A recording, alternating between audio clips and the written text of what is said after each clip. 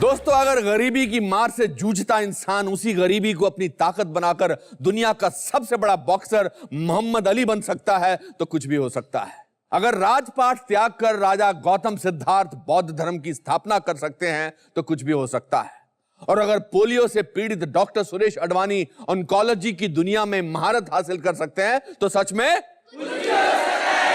दोस्तों, जीवन में हार ही इंसान की सबसे बड़ी सीख है, क्योंकि हार के बाद ही आप जीतने का मतलब समझते हैं। इसी के साथ welcome to the Anupam Kher show. कुछ भी हो सकता है।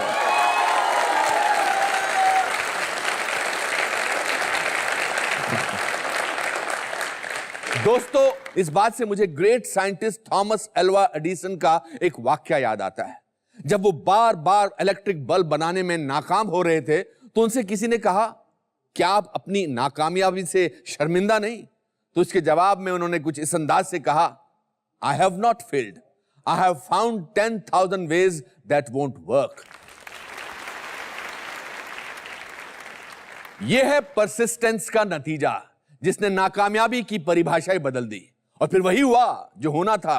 एडिसन साहब ने दुनिया का पहला इलेक्ट्रिक बल्ब बनाया और अंधेरे को हमेशा के लिए खत्म कर दिया।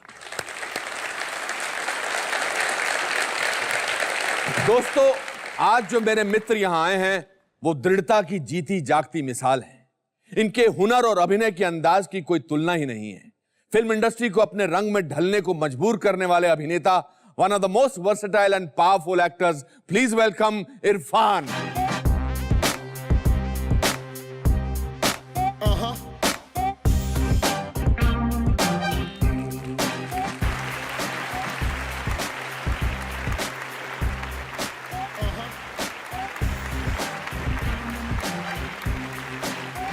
इरफान, आपको साहब बोलने का दिल कर रहा है। लाइफ अचीवमेंट अवार्ड देंगे आप मुझे आज? नहीं सर, बिल्कुल नहीं। लाइफ टाइम अचीवमेंट तो मैं नहीं लूंगा अभी 30 साल तक।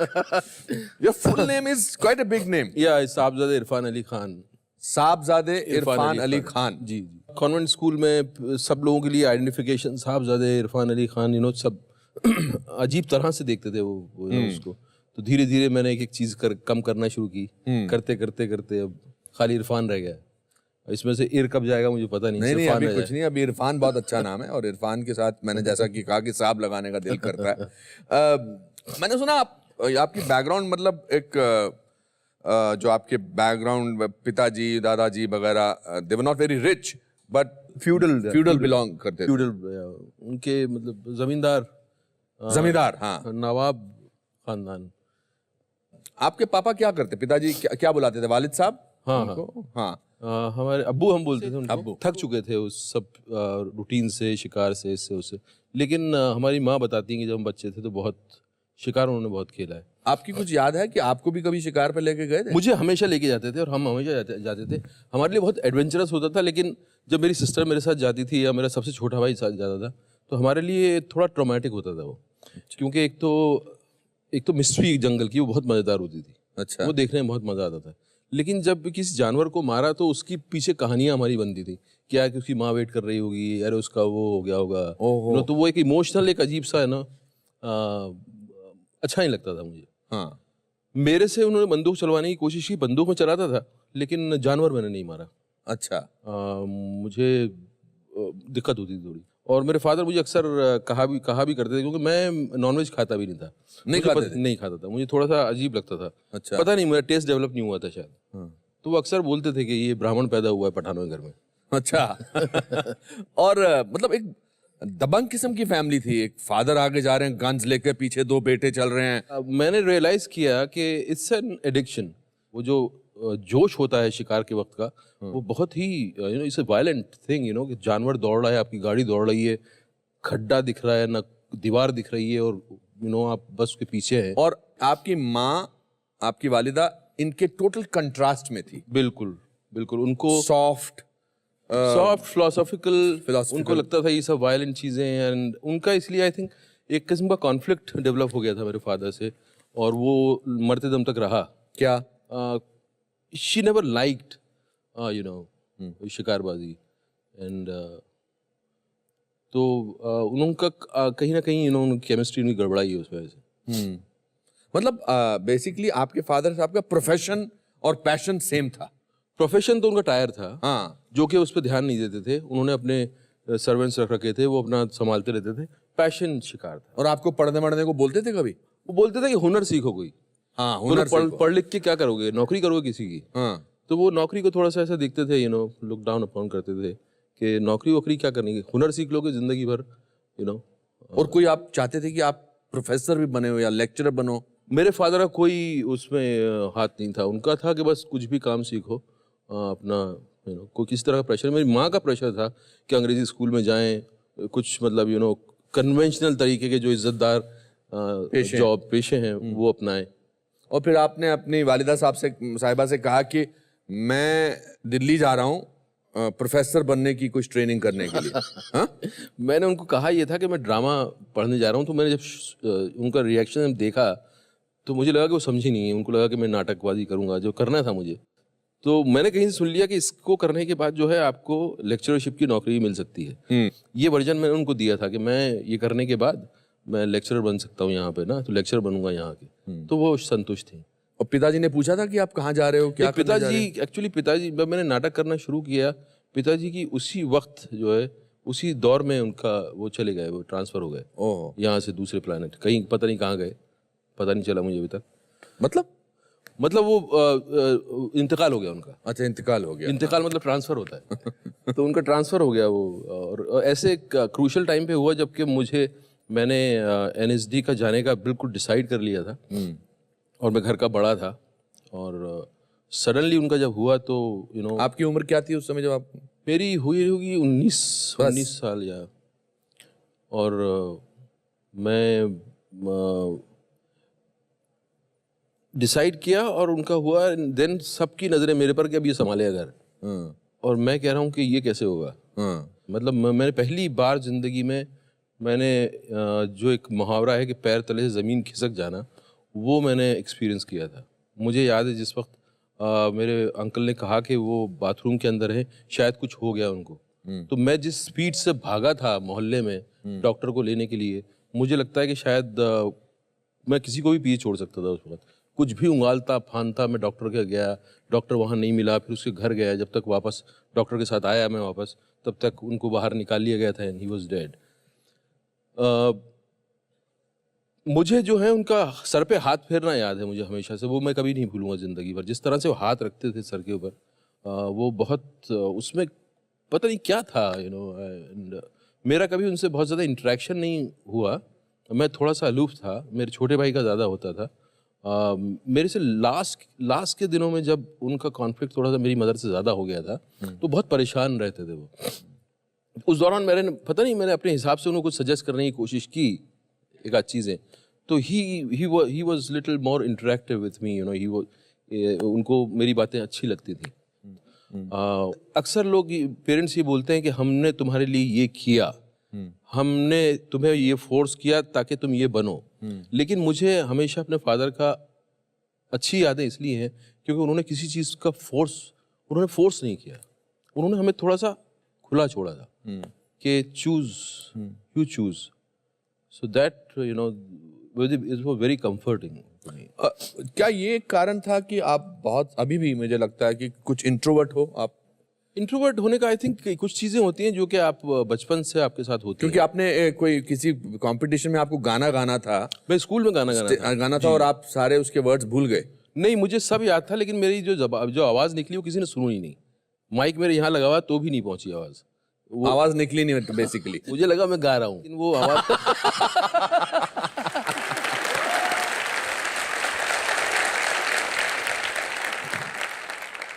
हमें फिल्में देखना अलाउड भी नहीं था एक्चुअली। अच्छा। हमें फिल्मों में कभी ऐसा नहीं हुआ कि परिवार वाले जो है लेके जा रहे हैं वो फिल्म आई है चलो देखते हैं।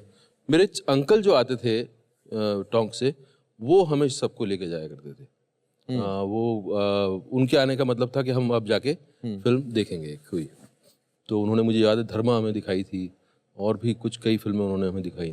और फिर पहले झटके में आपका एनएसडी में नेशनल स्कूल ऑफ ड्रामा में सिलेक्शन हो गया था? वो चमत्कार था वो, क्योंकि मैंने उतने नाटक भी नहीं क्योंकि मेरा नहीं हुआ था पहले झटके। नहीं हुआ था? नहीं। क्योंकि मेरे पास तो और कोई चॉइस नहीं बची थी। तो आप वहां तो वो कहते हैं कि 10 प्लेस की लिस्ट लेकर आओ, कुछ आप लिस्ट लेके गए थे, आप बनाई थी आपने? मैंने सब झूठी बनाई थी। मैंने झूठी बनाई थी? झूठी बनाई थी मैंने। नेशनल स्कूल ऑफ ड्रामा के महान टीचरों, सुन लो। बट उनको कुछ ना कुछ मेरा पसंद आया होगा। I think I'm sure. मेरे में इतनी ज्यादा सिंसियरिटी थी, इतनी ज्यादा ऑनेस्टी थी टू लर्न करके मैं क्या करूंगा वो भी मैंने झूठ बोला था। मैंने कहा नाटक करूंगा, जो कि मुझे नहीं करना था। आपने फिल्में करनी मुझे फिल्में करनी थी। तो मेरे पास कोई चॉइस थी नहीं, मैं कहाँ जाके सीखूं। तो वो एनएसडी के किस्से सुन सुन के हमारा दिमाग खराब हुआ था कि यार ये एनएसडी क्या जगह है। हमें लगता था वहाँ कुछ जाएंगे और आपको कोई टैबलेट दे दी जाएगी और आप सडनली आप जो है एक एक्टर बन जाओगे, और उसी एक्सपेक्टेशन से गया था मैं। एंड आपकी अम्मी जान ने आपसे बोला कि भैया अगर तुम्हें इस लाइन में जाना तो पहले शादी कर लेना। उनको पता था कि मैं जिद्दी हूँ, मैं करूँगा जो मन में आ गया। तो उन्होंने कहा कुछ नहीं, तुम सिर्फ निकाह पढ़ लो यहाँ और फिर चले जाओ। तो वो मैं नहीं, क्योंकि उस वक्त मेरा इतना ज़्यादा मैं फोकस था कि मुझे लगता था कि अगर ये कर लिया तो मैं फिर जो है डाइवर्ट हो जाऊंगा। तो वो उन्होंने बहुत कोशिशें की, हर तरह की कोशिश की, मैं वो नहीं किया, मैंने मना कर दिया। ना। कमर्शियल फिल्मों के या फिल्मों के कौन आपके फेवरेट एक्टर हुआ करते उन दिनों? मुझे दिलीप कुमार साहब ने बहुत ज़्यादा इन्फ्लुएंस किया। उनका हाव भाव, उनका बिहेव करने का तरीका जो था, उनकी अदा और कुछ रियलिज्म उनका जो कि बहुत रिलेटेबल था। देन मिथुन चक्रवर्ती, क्योंकि उनकी कहीं से कहीं मुझे गलतफहमी थी कि मेरी सूरत उनसे मिलती है। मिथुन चक्रवर्ती तो उनकी जो मृग्या वगैरह जो फिल्म है, अच्छा, उसमें भी आपने ऐसी फिल्म ढूंढी जिसमें उनको नेशनल अवार्ड मिल चुका था? नहीं, क्योंकि वो फिल्म ही वो आई पहले टेलीविजन। हाँ। आपने, मैंने सुना आपने बाल भी सीधे करवा लिए बिल्कुल, थे? बाल सीधे करवाने की कोशिश तब तो होते नहीं थे। तो ड्रायर से जितने हो जाए वो घुंघरालू बाल। मुझे नहीं पता इसके बारे में। सॉरी, इस तरह की पुरानी मेमोरीज खत्म हो गई आपकी। नहीं सर, ऐसा कभी मौका नहीं था कि मैं ड्रायर के सामने वैसे बैठूं। और आपका ऐसा उस समय मानना था कि अच्छी शक्ल वाले भी जो हैं वो एक्टर बन सकते हैं? अच्छा। क्योंकि मुझे लगता था कि यार मेरी जैसी शक्ल का कोई आदमी आया है क्या इंडस्ट्री में, और मुझे कोई दिखता नहीं था। बाई चांस मिथुन साहब दिख गए। हालांकि मुझसे ज्यादा वो हैंडसम थे उनका, लेकिन मुझे लगता था कि ये बन सकते हैं, मैं भी कुछ कोशिश कर सकता हूँ। लेकिन उस तरफ मेरा कंफ्यूजन जरूर था, लेकिन उस तरफ मैं बहुत ज्यादा वैल्यू नहीं देता था उस बात को, क्योंकि जो मेरे अंदर ड्राइव था वो मुझे इतना पुल कर रहा था कि जो होगा देखा जाएगा। मैं काम ऐसा करूंगा कि लोग मजबूर हो जाएंगे। वो दिशा मुझे नसीर साहब ने दिखाई। एग्जैक्टली। हाँ, जब मैंने उनको देखा तो मैंने कहा यार ये क्या कर रहे हैं, ये तो रास्ता ऐसा है कि इसको तो आप एक्सप्लोर करते जाओ। और इस दौरान आपने ये भी सोचा था कि अगर कुछ नहीं फिल्मों में तो जहां जिस फिल्म में अमरीश पुरी साहब होंगे उसमें मुझे एक सेकंड विलन का रोल मिल ही जाएगा। हाँ है, उनके साथ खड़ा भी रहता मैं तो मैं अपने आप को धन्य समझता। जब मैं सीरियल कर रहा था, मैं इतना उकता चुका था सीरियल से, और मुझे सिनेमा करना था। मैं टेलीविजन के लिए आया नहीं था, टेलीविजन था नहीं तब, मैं सिनेमा करने आया था। तो मैं कहता कुछ भी रोल मिल जाए 1 मिनट का 2 मिनट का, मैं वेट करता था। बट मैं क्योंकि स्ट्रगल नहीं करता था लोगों के पास जाके, तो मैं वेट करता था। और हम जोक करते थे कई बार, शुद्धपा को बोलता था मैं कि पता है आज घई साहब का फोन आया था आज। अच्छा, ऐसे ही मतलब मजाक में। हाँ। That was like a dream यार, कि किसी दिन किसी डायरेक्टर का फोन आ जाए। वो कौन सा सीरियल था जिसमें किसी बड़े एस्टैब्लिश्ड एक्टर ने आप कुछ पुलिस इंस्पेक्टर बने थे और आपका कुछ हाथ कांप रहा था और बोला था अरे किसको लिया, इसको तो एक्टिंग आती नहीं? वो हम एक्चुअली स्कूल में थे, ड्रामा स्कूल में थे, और तब डीडी पे सीरियल्स भी नहीं, प्राइवेट चैनल शुरू हो गए थे। क्या था सीन उसमें, उन्होंने आपको क्या करना था? मुझे सिर्फ जाना था नॉक। मैं पुलिस वाला हूँ, एक दरवाजे पे मुझे नॉक करना था। पुराने किस्म का दरवाजा है और उसमें से ये जो क्रांतिकारी है वो बाहर निकलता है और मैं उस पर बंदूक तानता हूँ और मैं बोलता हूँ यू आर अंडर अरेस्ट। तो वो जब एक तो उनको देखते ही मैं चौंक गया, क्योंकि एकदम घुंघरालू, शैम्पू किए बाल, लाल लाल गाल एकदम, तो वो मैं आया तो मेरा हाथ थोड़ा सा ऐसा कांप रहा था। तो मुझे भी शर्म आई थोड़ी सी, और उन्होंने जिस तरह से रिएक्ट किया तो और मैं तो मतलब आपके सामने रिएक्ट किया? हाँ, उन्होंने कहा यार क्या है, क्या हटाओ इसको। और हटा दिए गए? नहीं, फिर क्यों, डायरेक्टर ने अब कास्ट कर लिया था, कहाँ दूसरे को कास्ट करेंगे, क्या करेंगे, तो But did you hate that person at that time? No, उस वक्त अपने आप को I felt bad about myself कि यार why I'm not a good actor। अच्छा, ऐसा कई बार हुआ। एक बार और हुआ था। एक बार उसी दौरान में एक सीरीज में हमें रोल मिला एक एपिसोड का, और कुछ 750 रुपये उन्होंने तय किए थे। शाम को जो पेमेंट की बात आई तो मैं बहुत खुश था कि अब 750 रुपये मिलेंगे। 350 रुपये उन्होंने दिए, चेक बनाया। मैंने कहा ये क्या? बोला नहीं, काम आपका बिल्कुल एकदम ठीक नहीं था, इसलिए आधा पैसे। उसने डिसाइड कर लिया कि काम ठीक नहीं था काम, तो? हाँ, अगर वो ऐसे बोलते कि हम नहीं दे रहे, हाँ। काम अच्छा था आपका, ये ले लो, तो मैं खुश होकर आया था। क्योंकि आपको बहुत उस वक्त आप जानना चाहते थे क्या आप जो कर रहे हो वो कैसा है। Correct. क्योंकि थिएटर कर रहे हो, आपको देख नहीं सकते अपने आप को, उस तरह के कैमरे नहीं है। आज तो कैमरे हैं, आप अपने आप को देख सकते हो। तो आप देख नहीं पाते थे, तो पूछते थे लोगों से, झगड़े होते थे कई बार अपना गर्लफ्रेंड से कि यार कैसा लगा तुम्हें? बोला नहीं अच्छा था। बोले तुम जैसे अच्छा बोल रहे हो लग नहीं रहा कि अच्छा था। बोले नहीं मैं बोल रही हूँ ना अच्छा था। अब पता से बोल रही हो? हाँ, तो बोल, लग क्यों नहीं रहा? तुम मीन कर रही हो कि वाकई अच्छा था? अरे यार अच्छा था यार। अब तुम अपसेट हो रही हो। तो अब ये चक्कर में बोला इसीलिए मैं नहीं बोलती। हाँ। अगर बोलूंगी तो तुम सह नहीं पाओगे। तो समझ में आ गया कि अच्छा नहीं था।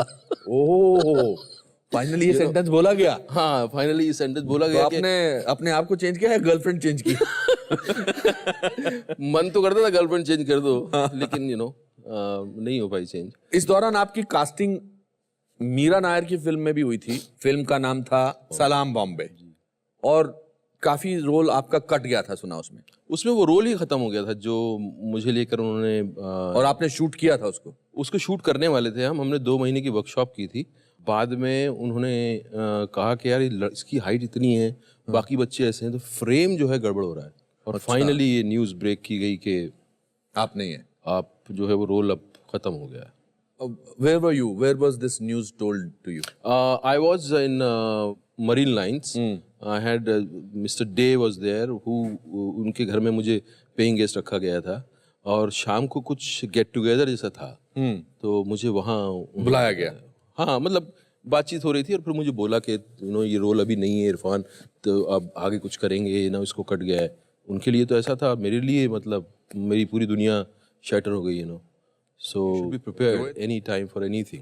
मैंने एक कहानी सुनी है, ये कहाँ तक सच है इसकी पुष्टि आप करेंगे, कि आपको किसी ने कहा कि टीवी टावर पे रोल मिलते हैं। अच्छा, इसका मतलब कहीं तो इसमें सच्चाई है। इसमें बहुत सच्चाई है इसमें। क्या ये मतलब एक्चुअली क्या था वो, जब लगा कि एक्टिंग करना है, तो फिर लगा कि टेलीविजन में भी जा सकते हैं। तो हमने इंक्वायरी करने की कोशिश की, रिसर्च कि कैसे जाया जाए। तो किसी ने बता दिया पहाड़ के पर टीवी टावर लगा हुआ था। किसी ने देखो दिख रहा है ना वहाँ पर प्रोग्राम बनते हैं, अब वहाँ से रिले होता है। उसको भी शायद यही समझ होगी कि वहाँ बनते हैं प्रोग्राम। अच्छा। उसने हमको वहाँ भेज दिया, तो हम पहाड़ों पर भेड़ बकरियों के साथ ऊपर, मुझे मालूम है वो नाहरगढ़ का पहाड़ है।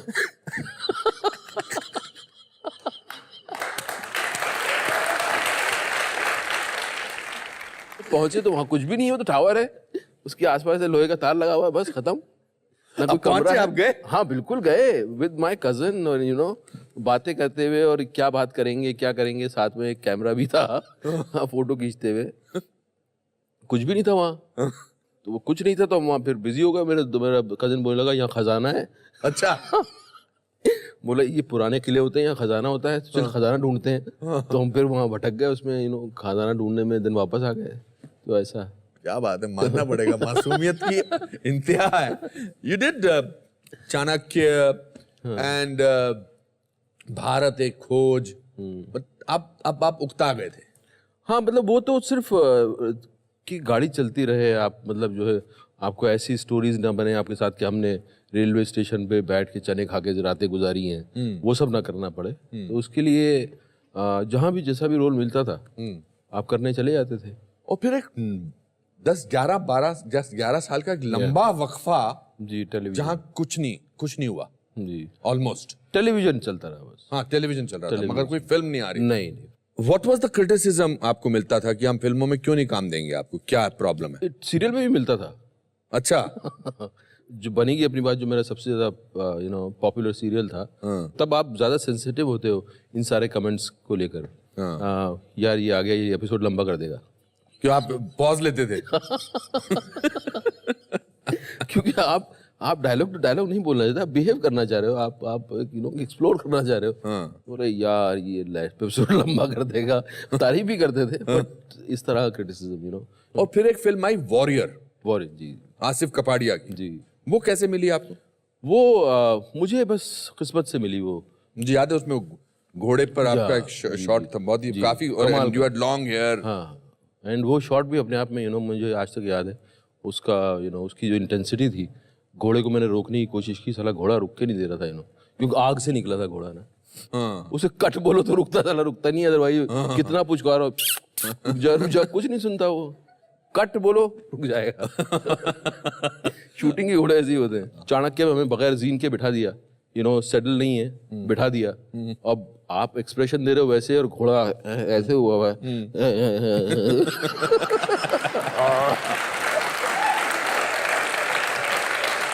तो आपको अंदाजा नहीं है कि अब एक फिल्म थी परंपरा, यश जी ने बनाई थी। मेरे आमिर खान के साथ मेरा वो भतीजा था, मैं उसका कुछ मामा था, ऐसा कुछ था, ऐसा कैरेक्टर, और घोड़े की दौड़ थी। और यश जी ने मुझे पूछा तो घोड़ा चला दिया। मैंने कहा अभी कौन, मैं 50-50 शिफ्टें करता था, 2 घंटे के लिए यहाँ जाता था। मैंने कहा हाँ करा लूंगा सर, मैं कर लूंगा। तो जहां तक तो घोड़े पर बैठने तक का सवाल था, वहां तो ऐसा लगा कि ये जॉकी है। और आमिर खान भी थोड़ा डर रहा था कि मतलब ऐसा थोड़ा, मैं ऐसे बैठा और ऐसा लगा यश जी मुझे कहते उन्होंने ऐसे किया ना, तो मुझे लगा मैंने गलती से इनको ऐसे करते, मेरे को तो आता है। तो टीनू वर्मा टीनू वर्मा की जो चिल्लाहट होती थी वो गोली से ज्यादा ताकतवर होती थी। कमाल किया। और उन्होंने घोड़े के कान में बोला एक्शन।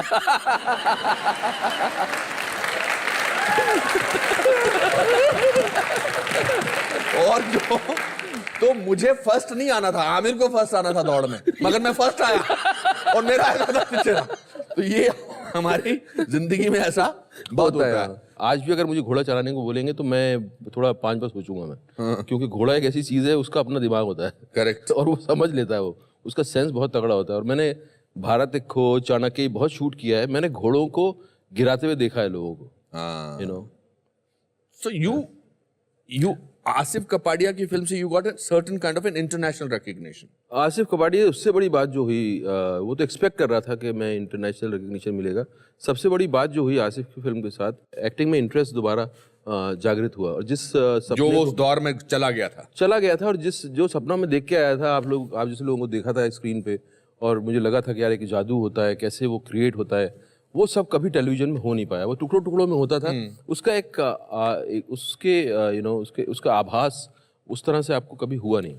तो आसिफ की फिल्म क्योंकि लगातार थी, 3 महीना में, पौने 3 महीना शूट करना था, एंड आप एक ही कहानी को जी रहे थे, एक ही कैरेक्टर आप जी रहे थे। तो उसका जो एक्सपीरियंस हुआ वो धीरे धीरे जैसे ग्रो करना शुरू हुआ, वो कहानी जैसे ग्रो करना शुरू हुई, मुझे लगा कि ये this is what I wanted from acting. उसने मेरी जिंदगी का धारा बदल दी। और इस दौरान बॉम्बे के कौन से ऐसे डायरेक्टर थे आप जिनके साथ आप काम करना चाहते थे मगर काम नहीं मिल रहा था? शशिलाल नायर एक डायरेक्टर थे जो थोड़ी नए किस्म की फिल्म, जो नाना के साथ बनाते थे, अंगार वगैरह। फिर रामू आ गए थे। मगर you never decided to meet somebody like Yash Chopra, Subhash Ghai. वो आपको अंदाजा था कि इन फिल्मों में आपकी जगह नहीं है। मिलने जाने में मुझे थोड़ी सी दिक्कत होती थी, क्योंकि उससे ना क्योंकि मैं बोलने में बहुत अच्छा नहीं था। मैं अपना कोई इम्प्रेशन बनाऊं या किसी को इम्प्रेस करूं उसमें मैं बहुत अच्छा नहीं था। जब भी मैं जाता था, सोशल स्किल्स अच्छे नहीं थे। नहीं, तो मैं नुकसान करके आता था अपना। अच्छा। तो अगर मैं आपसे मिलने आया हूँ तो आपका मेरे बारे में कोई इंप्रेशन होगा, आपको लगता होगा ठीक ठाक एक्टर है। अगर मिल के जाऊंगा तो आप ही बोलोगे इसको कभी काम नहीं दूंगा मैं। क्योंकि मुझे, और आपने इसको सुधारने की भी कोशिश नहीं की? सुधारे कैसे? आदमी जैसा बना हुआ है वैसा बना हुआ है। जो काम ढूंढ रहे हैं, क्योंकि आपको बहुत ज्यादा ध्यान उस पर है कि आप अपना काम को सुधारो। और फिर आपने विशाल भारद्वाज की मकबूल मकबूल, हाँ। उसके बाद एक सिलसिला फिल्मों का बढ़ता चला गया। उसमें थोड़ा वक्त लगा क्योंकि उस वक्त वो दौर शुरू नहीं हुआ था, उतने बहुत सारे डायरेक्टर उस तरह के थे नहीं। आज जैसे माहौल बन गया है, हर बहुत सारे डायरेक्टर हैं जो अलग तरह से कमर्शियल सिनेमा को डिफाइन करने की कोशिश कर रहे हैं। उस वक्त कम थे ऐसे। तो बट वो मेरे लिए माइलस्टोन है। उसने मुझे पहली बार एक लव स्टोरी करने का मौका दिया। हालांकि वो उस तरह की रोमांटिक उस तरह की नहीं थी, बट उसने मुझे एक लव स्टोरी जीने का मौका दिया, जो कमाल का एक्सपीरियंस था। मगर you did another film called सहर। हासिल हासिल उसके पहले की थी मैंने। हासिल मकबूल से पहले की थी, बहुत अच्छी फिल्म थी। वो ही देख के उन्होंने, विशाल साहब ने मुझे कास्ट किया। हाँ, विशाल साहब से मैं शायद किसी स्कूल में मिला था, हम दोनों के बच्चे एक ही स्कूल में थे शायद। तो मैंने बोला था कि आप, मेरी फिल्म है, आप प्लीज़ देखिए ना, तो स्क्रीनिंग है। तो उन्होंने देखा एंड देन उनका कुछ फ़ोन नहीं आया। मैं वेट करता रहा। फिर नेक्स्ट डे मैंने फ़ोन किया तो उन्होंने कहा कि यार मैं तो करने ही वाला था फ़ोन। अच्छा। हाँ, मैं तुम्हें करने ही वाला था इरफान, और उन्होंने बोला मैं मैकबेथ बना रहा हूँ। पहला सवाल मैंने उनसे पूछा कि आप मैकबेथ बना रहे हैं, आप उसके गिल्ट को कैसे आपने अडेप्ट किया? फिर उन्होंने बताया बच्चे वाला एंगल, जिस तरह से वो गिल्ट को उन्होंने अडेप्ट किया था, आउटस्टैंडिंग। बहुत अच्छा। उसको पता नहीं है कि बच्चा किसका है। और फिर नेमसेक हुई। नेमसेक। और मुझे कभी लगा नहीं था कि नेमसेक जो है वो इसकी फिल्म होगी, फादर की एंड मदर की। मुझे हमेशा लगा गोगोल की कहानी है, उसी की फिल्म होगी। बट उसकी लाइनें इतनी खूबसूरत थी कि मैंने कहा यार इस लाइनों को बोलने का मौका फिर मुझे मिलेगा नहीं। और उसके बाद एक सिलसिला, इंटरेस्टिंग उसके बाद फिर सिलसिला शुरू हुआ। अब इस समय आप जिंदगी के एक खुशहाल मोड़ पर हैं हर तरफ से, या कोई? मुझे जिंदगी तो अपने चैलेंजेस रखती है हमेशा। मुझे काम को लेकर बहुत मजा आ रहा है, और यही दिन देखने के लिए मैं शायद एक्टर बना था जहाँ के मुझे अपने किस्म की कहानियाँ चुनने को मिले और जहाँ मुझे अपने किस्म का काम करने को मिले। कई बार आप एज एन एक्टर बहुत इनसिक्योर होते हैं, ज्योतिषियों को के पास भी जाते हैं। तो मेरा सबसे बड़ा सवाल यही होता है, सब लोग मतलब अरे आप तो एस्टेब्लिश है, अरे आप तो, मेरा सवाल उनसे यही होता था कि वो टाइम कब आएगा जब मुझे अपने तरह का काम करने का मौका मिलेगा जो मैं करना चाहता हूँ। अभी तो मैं दूसरे आदमी की कहानी सुना रहा हूँ, अभी तो मैं मतलब उसका कन्विक्शन है, उसमें मैं किसी तरह से फिट इन होने की कोशिश कर रहा हूँ, बट मेरे अपना जो एक्सप्रेशन है, मेरी अपनी जो रिफ्लेक्शन है जिंदगी का, वो कब ऐसे रोल आएंगे जिसमें मैं अपने आप को एक्सप्रेस कर पाऊंगा। तो that was my weight, that was a kind of seeking for me. One of my most favorite films of recent times is Pan Singh Tomar. I think script-wise, direction-wise, but the performance, it काफी दिनों तक haunt करती है वो performance. आपका source मैंने सुना है, was the source of that actor or the character from your father? Yeah, it was. It was. There are some roles which needs a kind of model in front of you. So I couldn't find anybody, but there were kind of images, my father's images, and that really helped me because the way he used to carry himself, I think वहाँ से काफी कुछ, even उनका the way he used to walk, his attire, his वो बहुत remind कराया मुझे अपने फादर। मेरी बड़े अजीब इत्तेफाक हुए कि जैसे मेरी नानी से बहुत ज़बरदस्त लगाव था मेरा। मेरी माँ से हमेशा जब मेरा कुछ अनबन रहता था, अनबन लाइक हम हमेशा कुछ खिटपिट चलता था। I used to always seek her attention, किसी दिन मुझे एक्नॉलेजमेंट मिलेगा उनसे। वो कभी नहीं होता, मेरी नानी से मिलता था। अच्छा। वो आती थी कभी कभी तो बोलती थी कि यार तू इस बच्चे का पता नहीं क्या करेगी, मैं इसको ले जा रही हूँ। एंड देन मैं उनके पास चला रहता था वहाँ, बिल्कुल पीसफुल अपना मुझे अपना कमरबंद भी बांधना नहीं आता था, नाड़ा भी बांधना नहीं आता था तब। बट मुझे याद है वो दिन। मैंने एक दिन जब मैं नेमसेक शूट कर रहा था तो सडनली मेरे नज़र दीवार पे गई, और दीवार पे मेरे फोटोग्राफ्स लगे हुए थे मेरी फैमिली के, उसमें मेरी नानी थी। अच्छा। हाँ, एंड मैंने कहा यार ये कहाँ गई, देखो न्यूयॉर्क, एंड तब तक उनकी डेथ हो चुकी थी। सडनली कुछ एकदम आई स्टार्ट क्राइंग, मैंने कहा यार देखो कहाँ पीछे आ गई यहाँ तक, न्यूयॉर्क तक। तो एक हिसाब से आप ये कह सकते हैं कि पान सिंह तोमर जो आपकी जिंदगी का एक बहुत ही खूबसूरत कैरेक्टर आपने पोर्ट्रे किया, is that somehow your way of giving a tribute to your father? My father, या I could relive my father through that film. And मेरा फादर के साथ बहुत जैसे उनकी डेथ के बाद कई सालों तक, 10-12 साल तक, मतलब उनका जब भी ख्याल आता था तो कुछ अंदर हिल जाता था एकदम, क्योंकि लगता अरे नहीं है, अरे नहीं है, मतलब यकीन आने में कई साल लग गए। मुझे याद है NSD हम चले गए थे, NSD के बाद कहीं कोई सीरीज में शूट कर रहा था, जंगल में था वो, और सडनली मुझे एक हिरन दौड़ता हुआ दिखा, तो मुझे लगा मेरे फादर मेरे पास बैठे हुए एकदम, सो वो इतना गहरा जुड़ाव था मेरा उनसे कि वो थोड़ा टाइम लगा उसको धीरे धीरे एक्सेप्ट करने में। आपकी मदर ने आपकी कोई फिल्म देखी है? मदर ने देखी कई फिल्में। मेरे पान सिंह उनको बहुत अच्छी लगी थी। नेमसेक उन्होंने देखी थी, यहाँ बॉम्बे में देखी थी, बट नेमसेक देख के उनको थोड़ा अजीब लगा। प्रीमियर था, काफ़ी लोग आए थे इंडस्ट्री के, तो मैंने पूछा कैसी लगी आपको? हाँ हाँ हाँ हाँ हाँ हाँ, कि बताओ सही कैसी लगी? तेरा डायरेक्टर का है, डायरेक्टर का है। मैंने कहा मीरा नायर है, वहाँ खड़ी हुई वो उधर। बोला उसको, बुला इधर बुला। मैंने कहा क्यों बुलाऊँ, क्या क्यों बुलाऊँ, क्या किया उसने? निशाद के उसको मेरा बच्चा ही मारने को मिला था फिल्म के अंदर। वो माँ के जज्बात से बाहर नहीं निकल सकी। बोली मैं उससे पूछूंगी, बुला उसको, बुला इधर। मैंने कहा रहने दो आप। तो मैंने मीरा को जाके बोला, मैंने कहा ऐसा बोल रही है वो, तो मीरा हंसी बहुत। आपके वीकर मोमेंट्स में आपकी स्ट्रेंथ कौन है? मेरे बच्चे, आपके बच्चे। उनका सोच के अच्छा लगता है, बट रियलिटी जिंदगी की ये है कि you can not depend on anybody emotionally. It's only you can help yourself, nobody else can. Success कितनी इंपॉर्टेंट है आपके लिए? एक्नॉलेजमेंट या सक्सेस इंपॉर्टेंट है। मैंने बहुत गुमनाम जिंदगी गुजारी है और मुझे एक्नॉलेजमेंट बहुत अजीज है।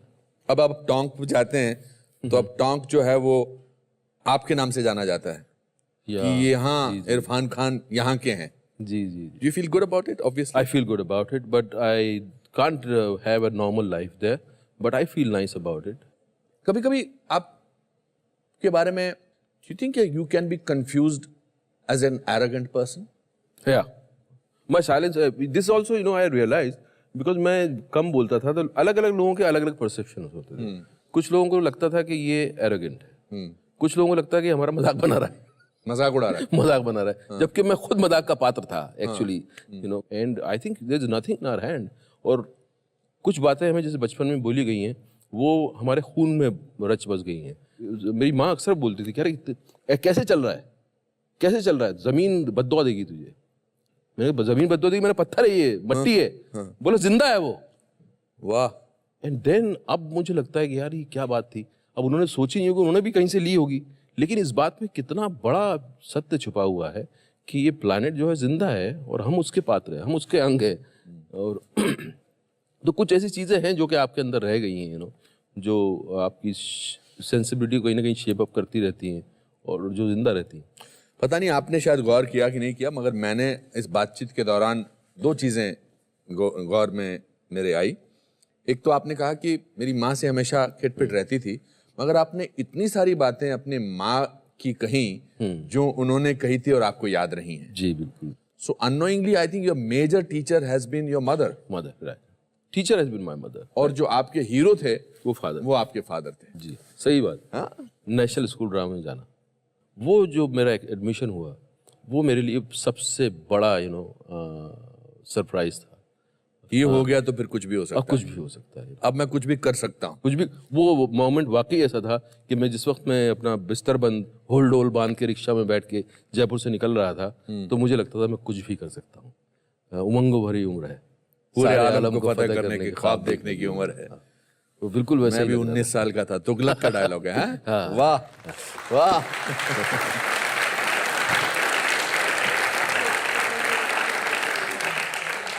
चलिए अब वक्त आ गया है, यहाँ बैठी हमारी जो ये ऑडियंस है इनको भी एक कुछ भी हो सकता है मोमेंट देने का। Okay great. हमारे इरफान यहाँ पर ये बोल हैं, इसमें कुछ पर्चियां हैं और इसमें से आपको एक पर्ची निकालनी है और जिसका नाम निकलेगा उसको हम यहाँ बुलाएंगे। वाह वाह वाह वाह। ओके, पढ़ दीजिए किसका नाम।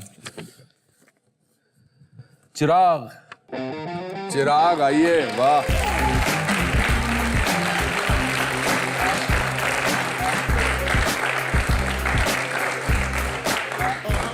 चिराग बेटा क्या हाल है?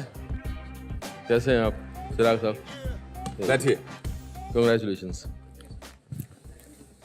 चिराग। जी सर। कुछ भी हो सकता है? कुछ भी हो सकता है। क्या करते हो? सो मैं एक असिस्टेंट डायरेक्टर हूँ। किसको असिस्ट करते हो? मैं टीवी सीरियल करता हूँ सर। अच्छा, जी। कितने महीने हो गए बॉम्बे में? सर 2 साल हो गए। 2 साल हो गए। जी। क्या सवाल पूछना चाहते हो आप इरफान से? मेरा सवाल है इरफान भाई से कि आपको शोले फिल्म ऑफर होती है अगर उस टाइम पे, तो आप कौन सा कैरेक्टर करते हो और क्यों? बच्चन साहब का। क्यों सर? क्योंकि वो उसमें कुछ मैजिक है, कुछ स्टाइल है इसमें एक और वो कुछ छोड़ जाता है, कुछ पैथोस छोड़ के जाता है वो। You will not want to do Gabbar? मतलब मेरे में टैलेंट नहीं होता। अच्छा। हाँ, मैं उतना, मुझे नहीं लगता कि मैं अमजद खान जितना, क्योंकि उसने जो कर दिया, I don't think anybody can touch that. हाँ, वो उसके अपने, आई थिंक वो पैदा इसलिए हुए थे। कोई कोई रोल होते हैं जिसको आदमी, आई थिंक एक्टर वो पैदा होता है उसको करने के लिए। अमजद खान को कोई टच नहीं कर सकता है। अब हम आपको इनकी पसंदीदा चीजें कुछ देना चाहेंगे। ये हमने कुछ आपकी तरफ से चीजें जी ली हैं। बिल्कुल बिल्कुल बिल्कुल। क्या बात, अरे वाह वाह।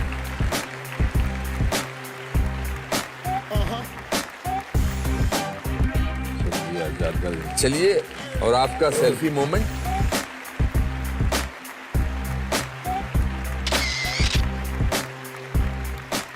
Thank you and congratulations. All the best, you take care. Well done, बहुत बहुत शुक्रिया। चलिए इरफान, बहुत अच्छा लगा आपसे बात करके। इनफैक्ट मैंने आपको जाना पहली बार। हम एक दूसरे को बहुत सालों से जानते हैं और बहुत बार मिले भी हैं, कुछ मोहब्बत की बातें हुई हैं, कुछ तकरार भी हुई थी एक बार, बट एक म्यूचुअल एप्रिसिएशन हमेशा रही है। But today I think as a person I have greater respect for you. As an actor, the world recognizes your talent. International cinema में, हिंदुस्तानी सिनेमा में भगवान आपको और तरक्की दे। हमने अपने कुछ जज्बात इस पेपर पे लिखे हैं। हम चाहते हैं कि आप इसे सुने और इसे भी अपने घर में लगाइए, रखिए। मुझे इस बात की बेहद खुशी होगी। आइए।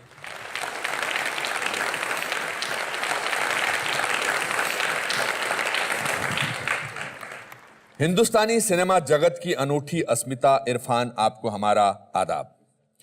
आप एक अतुलनीय शख्सियत हैं। आपकी नायाब कला और शिल्प का अनुभव एक अद्भुत एहसास है। अभिनय की कला को एक विचित्र शैली प्रदान कर आपने एक नई सोच को जन्म दिया है। आपकी कड़ी मेहनत और दृढ़ता हर पीढ़ी के लिए एक प्रेरणा है।